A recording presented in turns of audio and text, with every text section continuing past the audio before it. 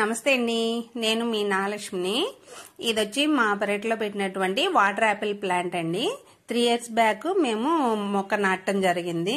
తర్వాత ఏంటి ఇంకా పూత రాలేదంటే 3 years తర్వాత ఒక 6 months బ్యాక్ పూత వచ్చి ఒక 5-6 కాయలు కాసినాయండి.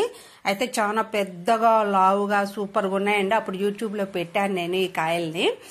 అలాగే ఇప్పుడు తర్వాత 6 months తర్వాత ఇప్పుడు 4 years అయిన తర్వాత ఇప్పుడు బాగా పూత వచ్చి నిండుగా కాపైతే వచ్చిందండి. చూడండి వాటర్ యాపిల్ ఎలా ఉన్నాయో, సూపర్గా వచ్చాయండి. కలర్ గాని గుత్తులు గుత్తులుగా కాయలు బాగా వచ్చాయి.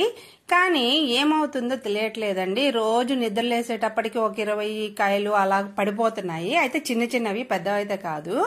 మరి చిన్నగా ఒక సైజుకి వచ్చిన కాయ అంతా పడిపోతా ఉంది. అయితే ఇవి ఎందుకు పడిపోతున్నాయో తెలియట్లేదండి. దీనికి మరి ఏం ఎరువు వాడాలో, మందులు ఏమన్నా కొట్టాలో తెలియదు. మీకేమన్నా తెలుసుంటే కామెంట్ రూపంలో తెలియజేయండి.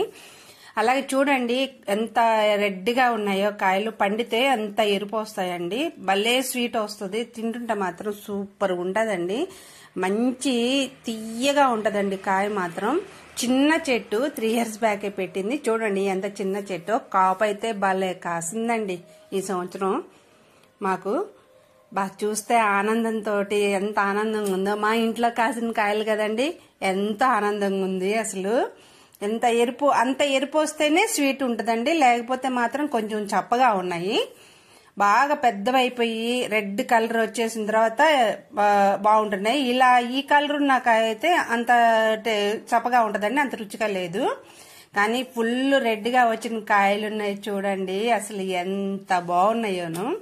మీకు కనుక ఈ వీడియో నచ్చినట్లయితే లైక్ చేయండి, షేర్ చేయండి, సబ్స్క్రైబ్ చేయండి నా ఛానల్ని. అలాగే ఇవి పూత పింద అలా రాలిపోతా ఉండటానికి కారణం ఏంటో తెలుసుంటే కామెంట్ చేయండి. అలాగే దీనికి నివారణకి ఎటువంటి మందులు వాడితే ఇవి మాకు సేఫ్గా ఉంటాయో అవి కొంచెం మాకు తెలియచేయండి.